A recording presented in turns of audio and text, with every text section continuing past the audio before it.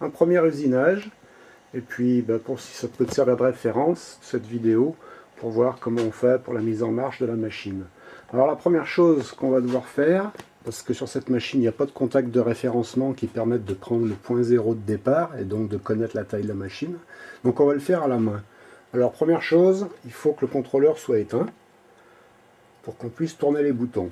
Alors, ce qu'on va faire, sur l'axe Z, je tourne pour faire monter. Tac, je suis embuté, je tourne de demi-tour dans l'autre sens pour laisser un peu de marge. Je vais faire pareil pour l'autre axe, pour le X.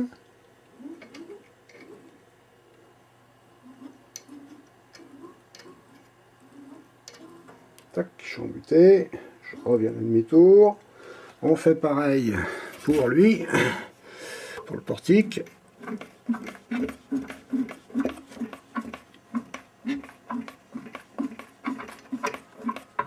Hop, je suis embuté, je reviens de demi-tour.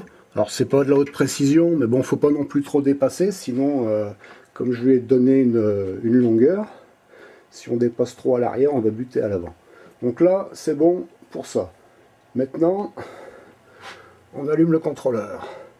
En premier, avant d'allumer Mac 3, sinon il risque de pas trouver l'USB. Voilà, contrôleur allumé. Et on lance Mac 3.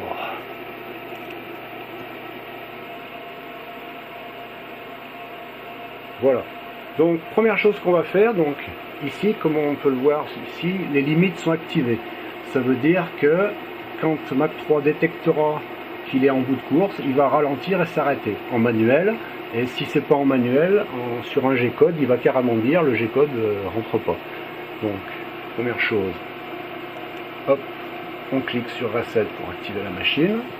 Ici, on clique sur Référencer. Alors, il va rien se passer, ça va simplement mettre les coordonnées machine à 0. Voilà, on voit que les 3 lampes sont allumées, il est référencé. Là, on peut voir que si on se passe en coordonnées machine, on est tout à 0. Voilà, ça, c'est les coordonnées normales. Bien, donc maintenant, deuxième chose, on va faire notre 0 sur la pièce. Alors, je ne sais pas si c'est bien visible, mais j'ai dessiné ici un rectangle qui va être mon endroit d'usinage. Et je vais prendre mon 0 à cet angle et à la surface de la pièce pour le Z. Alors, si on va sur Kanban,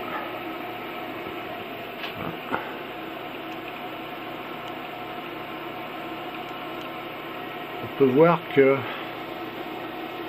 mon dessin CNC, je l'ai mis à la même distance, ici c'est le 0 du G-code, je l'ai mis à la même distance de l'angle de la plaque.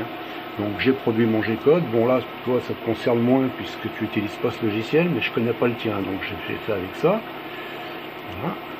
Alors maintenant, dans Mac 3, ce qu'il va falloir qu'on fasse, c'est amener la fraise à cet angle et faire 0 en XY. Et ensuite, on palpera à la surface pour avoir le 0. Alors, là, je vais fixer le caméscope. Voilà, donc je vais me servir du clavier pour déplacer ma fraise et l'amener ici. Alors, je ne sais pas si on le voit sur la vidéo, ouais, si. Avec les touches majuscules, j'ai le déplacement rapide. Donc, hop.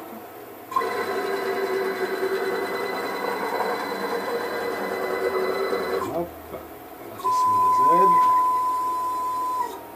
Si j'enlève la touche majuscule, que j'appuie juste là-dessus, ça descend en vitesse plus lente. Ah, ben. Je suis pratiquement buté. La machine ne sent pas plus bas. Je ne sais pas bien si ça va passer, parce que j'ai pris qu'une passe d'1 millimètre. Peut-être que ça sera bon. Donc maintenant, je vais essayer de m'approcher.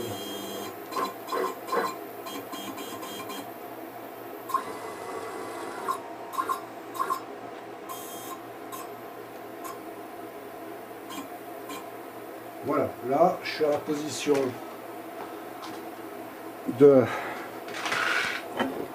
que je veux pour mon 0,0 en XY. Et ici, donc, sur Mac 3, je fais bien attention que je ne sois pas encore donné machine, ça doit être éteint. Et je fais mon 0 en X, mon 0 en Y. Maintenant, on va faire 0 en Z avec le palper. Donc je remonte un petit peu.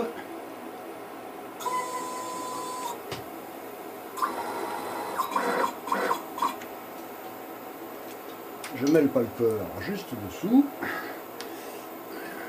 Le fil un peu court.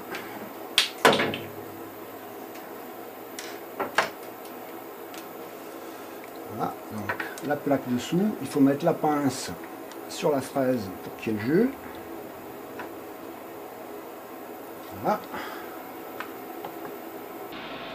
Maintenant sur Mac 3, on passe sur l'écran palper et on va utiliser ça. Donc la hauteur du palper, c'est la hauteur du petit machin noir là, j'ai mesuré. Donc il en tiendra compte pour le supprimer. Et je fais simplement palper sur place.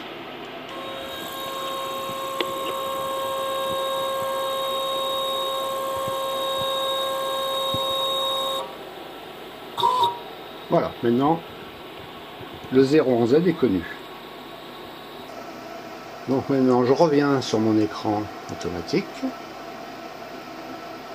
Je vais ouvrir mon G-code. Alors c'est CNC NC. Voilà. Pareil ici. Alors maintenant il faut que je démarre la broche puisqu'elle n'est pas en démarrage automatique sur cette machine. Alors voilà, variateur branché. Donc je peux mettre ma broche en marche. Là je peux régler la vitesse avec ça. Et on va se mettre par exemple à 20 000 tours. C'est prêt. Hein. Je ne vais pas le faire tourner trop longtemps parce qu'il n'y a pas d'eau dans la broche.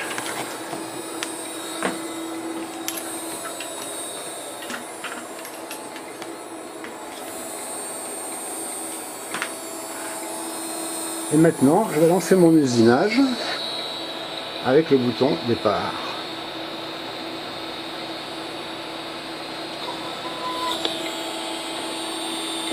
Voilà, donc là, sur mon G-code, il attend un changement d'outil. Bon, il n'y en a pas, donc je reclique sur départ simplement.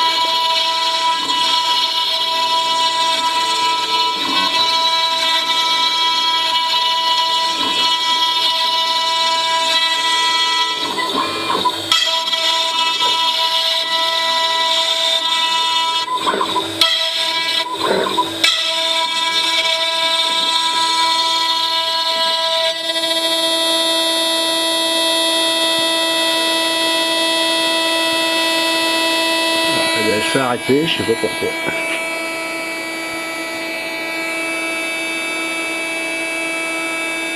Si, je sais pourquoi, elle s'est arrêtée parce que j'ai une Mac 3 en version d'essai et ça a dépassé les 500 lignes. Donc ça s'arrête en cours de route. Donc bon, c'est pas grave. Hein. Alors maintenant, le truc simple, ce que je veux faire, donc, arrête, et maintenant, je vais renvoyer ma machine au point de départ, home. Alors là, le problème, c'est que ça marche pas.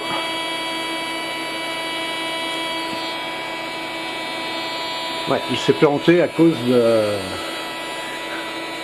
à cause du fait que mon G-code est trop long et qu'il s'est arrêté en cours de route. Alors,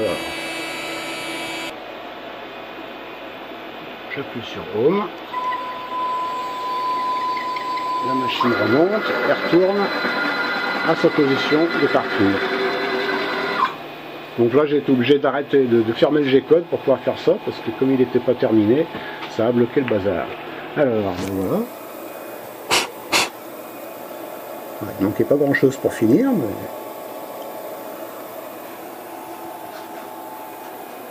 Donc voilà, après tout fonctionne. Et quand tu veux arrêter la machine, ben, tu arrêtes le contrôleur, tu fermes Mac 3, s'il te demande une session, oui, et fixture save, en fait, il va garder en mémoire les positions 0 qu'on a fait à l'angle de la planche, etc. Donc ça peut servir pour, par exemple, faire un travail ultérieur. Alors, maintenant, le fait, on va relancer le bazar.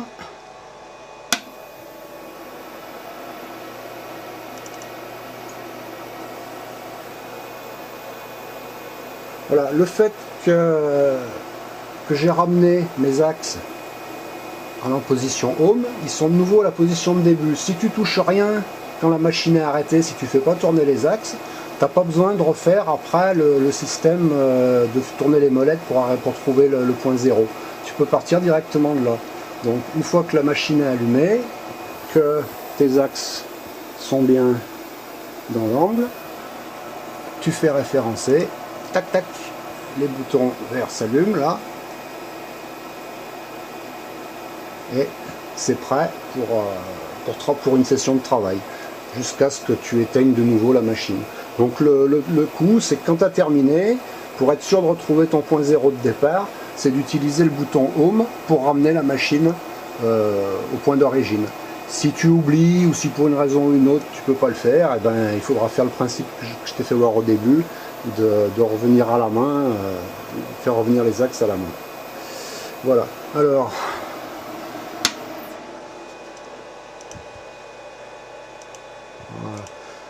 Alors, aussi sur ton disque dur, ordinateur,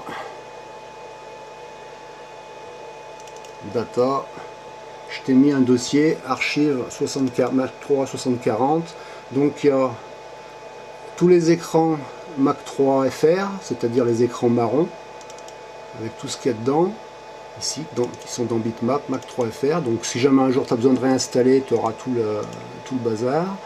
Ça, c'est le réglage de l'écran de Mac 3, donc avec le bouton Home que j'ai rajouté, qui n'est pas d'origine.